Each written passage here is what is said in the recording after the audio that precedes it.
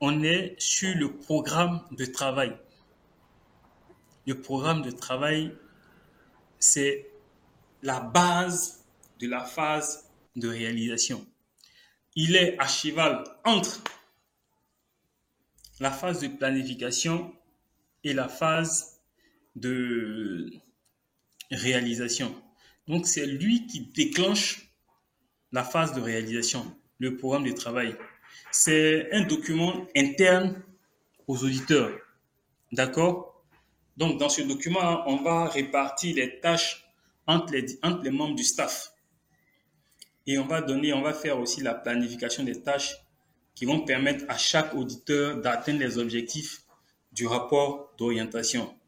X sera staffé sur tel programme, sur telle section, sur telle autre section. Y sera staffé. Donc, tout ça sera dans le programme de travail. Le contenu du programme de travail, on a 2 points essentiels. Les travaux d'audit à accomplir. Quels sont les travaux à réaliser? Généralement, dans les fiches, c'est ce que vous voyez, travaux à, quels sont les travaux à réaliser. Ensuite, on a les techniques et les outils qu'il faut envisager pour les travaux à réaliser en fait.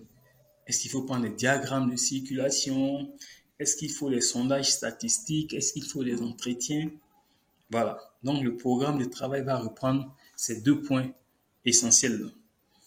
Et c'est le point de départ du questionnaire de contrôle interne. Est-ce que vous voyez la partie sur le questionnaire de contrôle interne?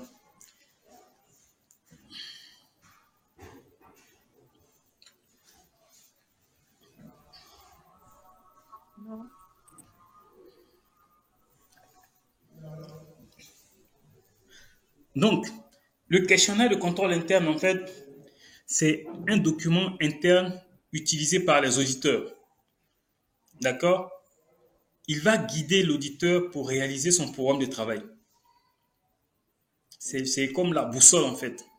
C'est lui qui va guider l'auditeur pour réaliser son programme de travail. Donc, il doit permettre de réaliser les observations la plus complète possible. D'accord? Son objectif, c'est d'évaluer le dispositif de contrôle interne pour chaque opération qu'on aura jugée risquée. Il va comporter 5 types de questions fondamentales. Qui fait quoi? Le quoi même, c'est-à-dire l'activité.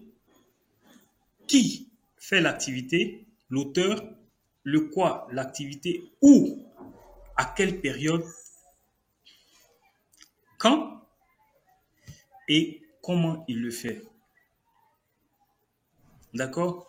Généralement, le questionnaire de contrôle interne nous amène à nous poser nous-mêmes des questions. D'accord? Donc, on va se poser ces questions-là d'abord et pour lesquelles on va déterminer les outils qui vont permettre de répondre. Le questionnaire de contrôle interne, ce n'est pas forcément des questions à poser au client ou à l'audité. Mais c'est des questions à se poser à soi-même. D'accord? Pour lesquelles on va déterminer les outils qui vont nous permettre de répondre ou bien qui vont nous permettre d'aller vers une réponse. Est-ce qu'on va prendre des entretiens? Est-ce qu'on va prendre l'analyse des documents? Est-ce qu'on va aller sur le site pour aller observer? Est-ce qu'on va comparer les ratios, etc., etc.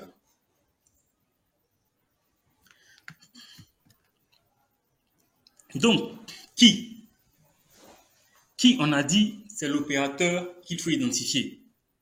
Celui qui fait la tâche. Qui émet les expressions de besoin. Qui reçoit. Excusez-moi, Allez-y. on est toujours sur la slide du programme de travail. Hein. Ah oui, je sais pas pourquoi c'est comme ça. Je sais pas pourquoi c'est comme ça. Vous voyez maintenant le questionnaire Voilà. contrôle interne? Oui. Oui.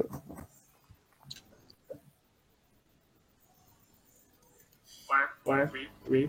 Le questionnaire de contrôle Ok. interne, c'est lui. Donc, je parlais de qui? C'est l'opérateur qu'on va identifier. Un exemple, qui reçoit les dossiers de demande de crédit, par exemple? Qui les analyse? Qui supervise? Ou bien qui fait la deuxième revue? Qui sont les membres du comité de crédit? Quels sont les différents niveaux d'octroi de crédit? Donc, ça répond à la question qui. Généralement, on va regarder les organigrammes, le manuel de procédure ou bien les fiches de poste. Quoi, c'est l'objet de l'opération, la tâche à réaliser. Par exemple, analyse ou bien réception des demandes de crédit ou bien validation des dossiers de demande de crédit. C'est le quoi? C'est l'objet qu'on est en train de tester, qu'on est en train d'auditer en fait. Ou bien l'objet du contrôle. Ensuite, où? Les endroits où se déroule l'opération. On revient sur le questionnaire de contrôle interne. On a parlé de qui? On a parlé de quoi? On a parlé de où? Et je disais que le où, en fait, regroupe les questions relatives au temps. Enfin, pardon. Le où, c'est les endroits où vont se dérouler l'opération. D'accord? Quand je fais ma demande de prêt, est-ce que c'est à l'agence ou c'est au siège que je dépose? Où se fait l'analyse? Où se fait la demande d'octroi définitive? Ou bien la décision d'octroi définitive? Est-ce que c'est à l'agence? Est-ce que c'est au siège? Enfin, où? Les endroits où se déroule l'opération. Est-ce que c'est à l'usine? Est-ce que c'est chez les administrateurs? Quand on va regrouper les questions relatives au temps, le début, la fin, la durée ou la périodicité de l'opération. Donc, quand on répond à les questions relatives au temps. Ensuite, comment se fait, par exemple, on dit quand le chargé de clientèle ou bien l'assistante reçoit les dossiers de crédit, comment se effectue le contrôle? Ou bien comment on matérialise le contrôle du chef d'agence ou bien le contrôle du chargé d'affaires sur le dossier? D'accord? Quand le conseiller clientèle a reçu le client qui est venu faire sa demande, qui a envoyé ses documents, tout ça, dans la procédure, il est dit que le chef d'agence regarde et valide. Comment se fait la validation? Donc, le comment, ce sont les questions qui sont relatives à la description du mode opératoire. Comment se réalise la tâche? On va te dire, il a contrôlé, mais comment il a contrôlé? Est-ce que le contrôle est matérialisé? Comment ce contrôle-là est matérialisé? Donc, pour chaque question, l'auditeur va déterminer les outils à mettre en œuvre pour répondre.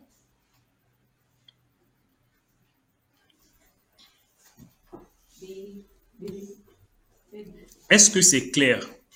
Là, on vient de finir la phase de réalisation de la mission. On vient de finir la phase de planification de la mission. Est-ce qu'il y a des questions sur la phase de planification de la mission? Notre logiciel e-Audit Pro permet d'exécuter facilement et rapidement les missions d'audit ou de contrôle interne.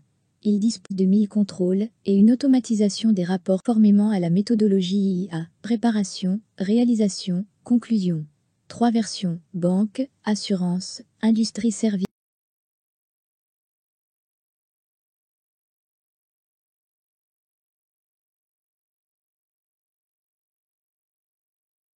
Pourquoi les managers comptables ou les auditeurs internes ne formalisent pas ou peu les travaux de révision? Le problème se situe dans la difficulté à rédiger les rapports selon les normes d'audit. Ajustements pour sous-évaluation, limitation, reclassement, etc. Pour résoudre cette problématique, nous proposons la fonctionnalité suivante. Fonctionnalité 2. Audit Revision comprend un algorithme d'automatisation des conclusions et rapports, description dans les feuilles de test, génération automatique des conclusions par ligne de test et du test global, juste procéder au pointage des contrôles, comme dans une feuille de test Excel. Les points d'audit sont rédigés automatiquement et tiennent compte de la